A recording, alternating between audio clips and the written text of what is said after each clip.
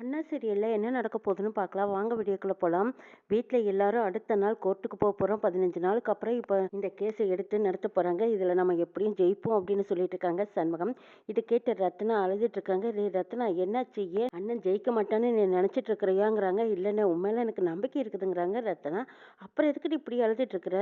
இங்க பாரு, உங்க அண்ணன் ஜெயிப்பான், கண்டிப்பா ஜெயிப்பான். உங்க அண்ணனுக்கு மேல நீங்க நம்பிட்டு இருக்கிற அந்த முருகனை நீ நம்புறீல்ல, அந்த முருகனை நம்பினேன்னா கைவிட மாட்டேன்டி. கண்டிப்பா அந்த முருகன் உன்னை ஜெயிச்சு கொண்டு வரத்தான் போறான் பாருன்னு சொல்லிட்டு இருக்காங்க. இன்னமும் எல்லாரும் முருகா முருகான்னு சொல்லிக்கிட்டு இருக்கீங்க. என்ன நடக்குதுன்னு எனக்கும் ஒன்றும் புரியல. வைகுண்டம் புலம்பி தள்ளுறாங்க. டேய் சண்முகம், எப்ப பார்த்தாலும் அந்த முருகன் முருகங்கிற, ஆனா அந்த முருகன் நம்மளுக்கு ஏன்டா இவ்வளவு கஷ்டத்தை கொடுக்குறாருன்னு எனக்கு தெரியலைங்கிறாங்க. எப்போ அந்த முருகனை நம்பு. நானும் பல கஷ்டத்துல இருக்கும்போதெல்லாம் என் நெத்தியில வச்சிருந்த திருநீரெல்லாம் கூட அழிச்சிட்டு அந்த முருகனை வேண்டவே வேண்டான்னு வெறுத்து ஒதுக்குனேன். ஆனா எல்லா கஷ்டத்தையும் தாண்டி இன்னைக்கு நான் வந்துடலையாங்கிறாங்க. டேய், அப்போவெல்லாம் வந்தேன், ஆனா இன்னைக்கும் இன்னும் கஷ்டத்தை தானே அந்த முருகன் கொடுத்துட்டு இருக்கான். நாம எவ்வளவு நம்பிக்கிட்டு இருக்கோம். அப்படிப்பட்ட முருகன் நம்மளை நல்லா வச்சிருக்கணுமில்ல, இப்படி நடந்துட்டு இருக்குதேன்னு புலம்புறாங்க வைகுண்டம். இதை பாருப்பா, அதுக்கான காரணமெல்லாம் இருக்கு. கண்டிப்பா முருகன் நம்மளை காப்பாற்றுவாங்கிறாங்க. சரி, அது எப்படின்னு தான் எனக்கும் சொல்லுன்னு வைகுண்டம் கேட்குறாங்க. அதெல்லாம் வேண்டாம், உங்ககிட்ட சொன்னேன்னு வை, அடுத்தது உன் தங்கச்சி கிட்ட நீ சொல்லுவேன். உன் தங்கச்சி எசுக்கி கிட்ட குசு குசுன்னு சொல்ற மாதிரி சொல்லுவா. ஏதோ இவங்க அப்பன் போய் ஒட்டி கேட்பான். அதுக்கப்புறம் அது வைஜந்தி அம்மாவுக்கு போகும். இதெல்லாம் வேண்டான்னு சொல்லித்தான் உங்ககிட்டயே நான் அந்த விஷயத்த சொல்லாம இருக்கேன். இப்போதைக்கு உனக்கு விளக்கம் சொல்லிட்டு இருக்க முடியாது. நீ பேசாம மாத்திரையை போட்டுட்டு படுத்து தூங்குப்பாங்கிறாங்க. அடுத்தது வைகுண்டம், சரி அந்த அப்பா முருகனே பார்த்துக்கட்டும், நான் என்ன செய்யட்டும் அப்படின்றாங்க வைகுண்டம். இங்க உடன்குடி சொல்றாரு, சரி சண்முகம், நான் காலையில கார் எடுத்துக்கிட்டு நேரமே வந்துடுறேங்கிறாங்க. சரி, போயிட்டு சீக்கிரம் வந்துருங்க, சாப்பாடு ஆகலாம், அங்கனே இங்க நின்று லேட் பண்ணிட்டு இருந்துடாதீங்கன்னு அப்படின்னு சொல்லவும், இல்லை சண்முகம், நான் வந்துடுவேன் அப்படின்ட்டு போறாங்க. இங்க கனியும், நானும் வரட்டுமா? நான் உன்னை வாதாடுறத பார்க்கவே இல்லை, நான் பார்க்கணும், நான் எனக்கு ஆசையா இருக்குதுன்னு கேட்குறேன். அதெல்லாம் ஒன்றும் வேண்டாண்டி, ஒழுங்கா படிப்புல கவனத்தை செலுத்துங்கிறாங்க பரணியும் ரத்னாவும். மறுபடியும் ரத்னா மனசே இல்லாம இருக்காங்க. இதை பாரு ரத்னா, நீ முருகனை நம்பு, கண்டிப்பா உன்னை யாரும் கைவிட மாட்டாங்க, எல்லாம் நல்லதே நடக்குங்கிறாங்க பரணி. சரி சரி, எல்லாரும் காலையில நேரமே எழுந்திருச்சு கோர்ட்டுக்கு போகணும், ரெடி ஆயிருங்கன்னு சொல்லிடுறாங்க சண்முகம். அடுத்த நாள் காலையில எல்லாரும் ரெடி ஆனதும் காரு வர வச்சிருக்காங்க. கார்ல எல்லாரும் போறாங்க. பரணி சண்முகம் 2 பேரும் மட்டும் பைக்ல போலான்ட்டு பைக்கை ஸ்டார்ட் பண்ணிட்டு இருக்காங்க. சிவனாண்டி அனுப்பிச்ச ரவடிங்க லாரியோட அங்க வெயிட் பண்ணிட்டு இருக்காங்க. சண்முகமும் பரணியும் முன்னாடி வண்டியில போனா பின்னாடி இது ஒரு ஆக்சிடென்ட் மாதிரி அவங்கள தூக்கி அடிச்சிடணும், தூக்கி விசிறின வீசில் அவங்க செத்தே போயிடணும், தப்பிக்கிறதுக்கு வாய்ப்பே கொடுக்கக்கூடாதுன்னு பேசிக்கிட்டு இருக்காங்க. சரிடா கிளம்பட்டும், கிளம்புனுக்கு பின்னாடியே போகலான்னு எதிர்பார்த்துட்டு இருக்காங்க. இங்கே எல்லாத்தையும் காரில் அனுப்பிச்சி வச்சுட்டு வர்ணியும் சண்முகமும் வண்டியில் போகலான்னு தயாராகிட்டு இருக்கும்போது வண்டி ஸ்டார்ட் பண்ணுறாங்க. வண்டி டயர் பஞ்சர் ஆயிடுது.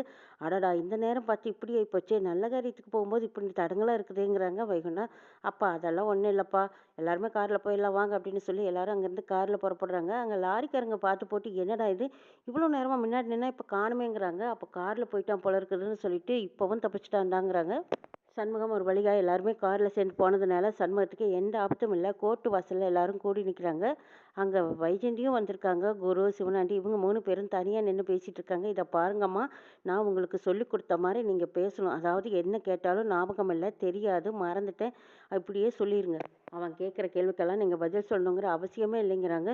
சாதாரண ஒரு பொட்டி கடைக்காரன் என்னை இந்த அளவுக்கு கொண்டு வந்து நிறுத்தி வைப்பான்னு நான் நினச்சே பார்க்கலைங்கிறாங்க வைஜெயந்தி. மேடம், உங்களுக்கு மட்டும் இல்லை, இது எனக்கும் சேர்த்து சவால் தான். குரு, நான் சொன்னது ஞாபகம் இருக்குல்ல, எக்காரணத்தை கொண்டு நீங்கள் எதையும் உளறி வச்சிடாதீங்க அப்படின்னு சொல்லவும், சார் நீங்கள் சொல்லி கொடுத்ததா வெடிய வெடிய நான் ப்ராக்டிஸ் பண்ணிக்கிட்டு தான் வந்திருக்கேன், எது கேட்டாலும் எனக்கு தெரியாதுன்னே சொல்லிடுறேங்கிறாங்க குரு. சரி குரு, அதே மாதிரி நீயும் சொல்லு, நானும் சொல்லிடுறேன்னு வைஜெயந்தி, குரு, சிவனாண்டி 3 பேரும் முடிவு பண்ணி பேசியிருக்காங்க. கோர்ட்டுக்குள்ளே வந்ததுமே வைஜெயந்தி சண்முகத்தை பார்த்ததும் அவங்க கை காலெல்லாம் உதற ஆரம்பிச்சிருது.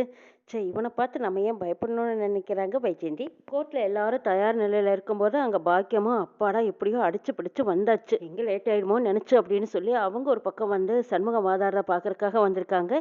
இங்கே சவுந்தர பாண்டியும் பாண்டியம்மாவும் வந்து நிற்கிறாங்க. டேய் சவுந்தரம், கோர்ட்டில் வாதாடுறேன்னு சொல்லி ஏமாலியா கேவலத்தில் நிற்பான், எல்லாரும் கைக்கொட்டி சிரிப்பாங்க, நம்மளும் கைக்கொட்டி சிரிக்கலாம், சந்தோஷமா இருக்கலான்னு வந்தா இவன் ஒவ்வொரு தடவையும் அப்படியே த்ரில்லாக கேஸை கொண்டுக்கிட்டே போகிறான், பார்க்குறக்கு பயமாக இருக்குது. ஆமாம், ஒருவேளை இந்த வைஜெயந்தி அம்மா மாட்டிக்குமான்னு கேட்குறாங்க பாண்டியம்மா. இங்கே பாருக்கா, அந்த அம்மா மாட்டிக்கிட்டா என்ன, மாட்டிக்கலைன்னா என்ன, போலீஸ்கார் எந்த வகையிலையும் தப்பிச்சிருவா, நமக்கு அதை பற்றி என்ன, அதை பற்றி எல்லாம் கவலையே படக்கூடாதுக்கா. கைதானாலும் நம்மளுக்கு நஷ்டம் இல்லை, வெளியில் சுட்டுனாலும் நம்மளுக்கு நஷ்டம் இல்லை, ஆனால் அந்த அம்மா கிட்ட நம்ம ராசியாக இருந்துக்கிறது நல்லதுங்கிறாங்க ஆமலை சவுந்தரம். இப்போ அந்த அம்மாவே கிட்டுக்கிட்டுன்னு ஆடி போய் நிற்கிற மாதிரி எல்லாம் பயத்தை காட்டுது பாருங்கிறாங்க. ஆமாக்கா, தப்பு செஞ்சால் தண்ணி குடிச்சு தானே ஆகணும், அங்கே பாரு எப்படி நிற்கிது அந்த அம்மா. என்ன போலீஸ்கார வேலையில் இருந்துக்கிட்டு கொஞ்சம் நஞ்ச தப்பாக பண்ணியிருக்கோம், இன்னும் தில்லுமுள்ள சொல்லலாம் இருக்கும் இருக்கும். நமக்கு என்ன, பேசாம வேடிக்கை பார்த்துட்டு போலாம். நம்ம அந்த அம்மாவுக்கே ஜால்ரா போட்டுட்டு போலாங்கிறாங்க சௌந்தரபாண்டி. நளினிமா வர்றாங்க. ஜட்ஜு வந்ததுமே எல்லாரும் எழுந்திருச்சு மரியாதை கொடுக்குறாங்க. அடுத்தது என்ன சண்முகம், இன்னைக்கு நீங்க யாரை விசாரிக்கலான்னு இருக்கீங்கன்னு கேட்குறாங்க. நான் வைஜெயந்தி மேடத்தை விசாரிக்கணுங்கிறாங்க. வைஜெயந்தி கூண்டுக்குள்ள வராங்க. வந்ததுமே சண்முகம் விசாரணையை ஆரம்பிக்கிறாங்க. என்னம்மா, கொலையை பத்தி என்ன நினைக்கிறீங்கன்னு கேட்குறாங்க. இதுல நினைக்கிறதுக்கு என்ன இருக்கு, அறிவழகன் கொலை பண்ணியிருக்கா, நாங்க அரெஸ்ட் பண்ணியிருக்கோங்கிறாங்க வைஜெயந்தி. சரி, உங்க புருஷன் செத்ததுக்கான காரணத்தை சொல்ல முடியுமா? 10 வருஷத்துக்கு முன்னாடி நடந்த விஷயங்கள், அதுக்கப்புறம் பிரட்டி போட்டது, எங்க குடும்பத்தை நீங்க பழிவாங்க நினைச்சதை பத்தி நீங்க சொல்லுங்கன்னு கேட்குறாங்க.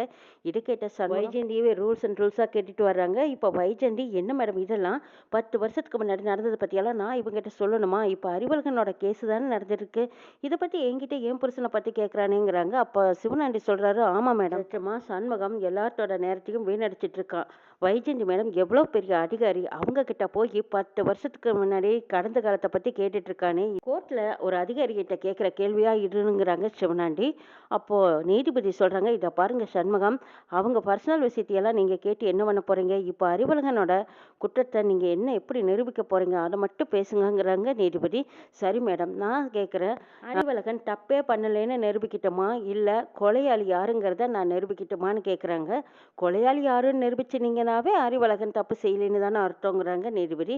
அந்த ரூட்டில் தான் நான் வர்றேன், அந்த கேள்விக்கு தான் நான் பதில் கேட்குறேங்கிறாங்க. அப்படியா, சரி கேளுங்கங்கிறாங்க நீதிபதி. சிவனாண்டி முடிஞ்ச வரைக்கும் சண்முகத்தை வைஜெயந்தி கிட்ட கேள்வி கேட்கறதுக்கு விடாமல் தடுத்து நிறுத்திட்டு இருக்காங்க. இதை பார்த்த நீதிபதி சொல்கிறாங்க, இதை பாருங்க சிவனாண்டி, சண்முகம் அவங்க என்ன கேள்வி கேட்கணும்னு நினைக்கிறாங்களோ அந்த கேள்வியை கேட்கட்டும், இதுக்கு ஒரு விட கிடைக்கட்டும், நீங்கள் அது வரைக்கும் கொஞ்சம் அமைதியாக ஓரமாக நில்லுங்கிறாங்க. இல்லை மேடம், ஒரு அதிகாரிகிட்ட என்னென்ன எப்படி கேட்கணும்னு இவனுக்கு தெரியாதுல்ல, அதுதான் நான் பேசினேங்கிறாங்க. கோர்ட்டுன்னு வந்துட்டா எல்லாரும் கூண்டுல நின்றுட்டா கேள்வி கேட்கத்தான் வேணும், அந்த கேள்விக்கு அவங்களும் பதில் சொல்லித்தான் ஆகணும், நீங்கள் இதில் குறுக்கிடாதீங்கன்னு சொல்லிடுறாங்க நீதிபதி. இதுக்கப்புறம் சிவனாண்டி பொட்டி பாம்பா வாய் மேலே கை வச்சு அடங்கி கொண்டிருக்காரு. என் பையன் எந்த தப்புமே செய்யாமல் இல்லாத பொல்லாதும் பழி சொல்லி அவனை கொண்டு போய் ஜெயிலில் அடிச்சிட்டேன், இப்போ திரும்பவும் என் புருஷனை பற்றி என்கிட்டயே நீ கேள்வி கேட்குறியா, நான் உன்னை சும்மா விட மாட்டேன்டாங்கிறாங்க வைஜெயந்தி. அதெல்லாம் இருக்கட்டும் மேடம், 10 வருஷத்துக்கு முன்னாடி நடந்த விஷயத்தை நீங்கள் சொல்கிறீங்களா, இல்லை நானே நிரூபிக்கட்டுமாங்கிறாங்க. நீ எப்படி நிரூபிப்பேன்னு நீதிபதி கேட்குறாங்க. எல்லாம் அந்த முருகன் செயல், நான் சாட்சி சொல்ல வேண்டியதில்லை, எல்லாம் அந்த முருகனே வந்து சாட்சி சொல்லுவான்னு சொல்கிறாங்க சண்முகம். இது கேட்டு அங்கேருந்து அத்தனை பேருமே கேண்டு சிரிக்கிறாங்க. என்ன மேடம் இது, இவன் வாதாடுவான்னு பார்த்தா முருகனை கூப்பிடுறானே, அந்த இறைவன் வந்து சாட்சி சொல்கிறேன்னு சொல்கிறதெல்லாம் இதுக்கு நடக்கக்கூடிய காரியமாங்கிறாங்க சிவனாண்டி.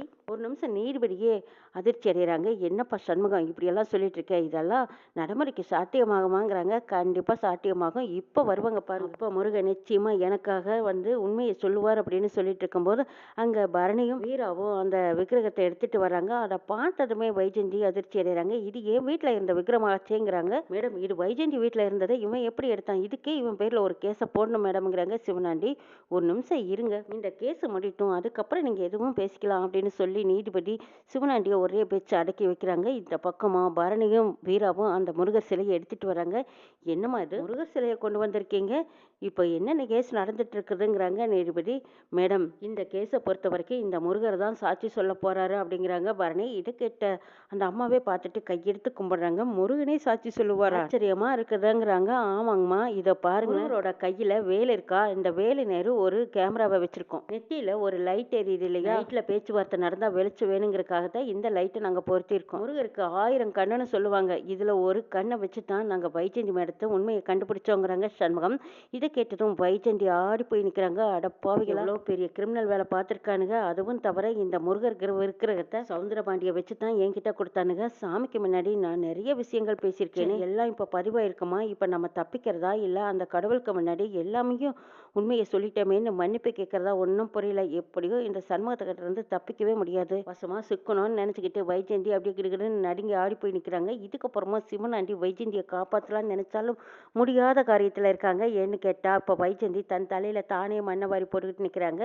இங்கே குரு தான் செஞ்ச தப்பை தானே ஒத்துக்கிட்டாங்க. இப்போ தப்பிக்கிறதுக்கெல்லாம் வழியே இல்லை. முருகர் சிலைக்குள்ளே இருக்கிற இந்த கேமராவை நீங்கள் பெரிய டிவியில் போட்டு பாருங்கள், வைஜெயந்தியை பற்றின உண்மை எல்லாம் முருகர் வெளிக்கட்டுவாருங்கிறாங்க. முருகன் சொன்ன உண்மை பொய்யாகாதல்ல அப்படின்னு சொல்லிட்டு அங்கே நீதிபதி முருகர் சிலைக்கு பின்னாடி இருக்கிற மெமரி கார்டை எடுத்து கொடுக்குறாங்க. அதை நீதிபதி அதை டிவியில் ஆன் பண்ணி பார்க்குறாங்க. ஆன் பண்ணி பார்த்தா அங்கே வைஜெயந்தி, குரு, வைஜெயந்தியோட அம்மா 3 பேரும் நடந்த உண்மைகளை எல்லாம் பேசிட்டு இருக்காங்க. அதாவது 10 வருஷத்துக்கு முன்னாடி நடந்த விஷயங்கள் அத்தனையும் வைஜெயந்தி தன் வாயாலேயே கொட்டிடுறாங்க.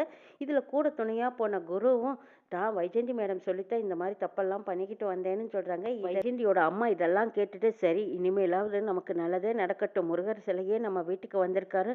அதுக்கு காரணம் அந்த முருகரே வந்த மாதிரி. இனிமே நம்ம குடும்பத்துல எந்த பிரச்சனையும் இருக்காதுன்னு நிம்மதியா போயிட்டு வாங்குறாங்க. வைஜெயந்தியோட அதிகாரம் பதவி எல்லாம் தூள் பறக்குது. தான் வாயாலே வாக்குமூலம் கொடுத்துட்டாங்க.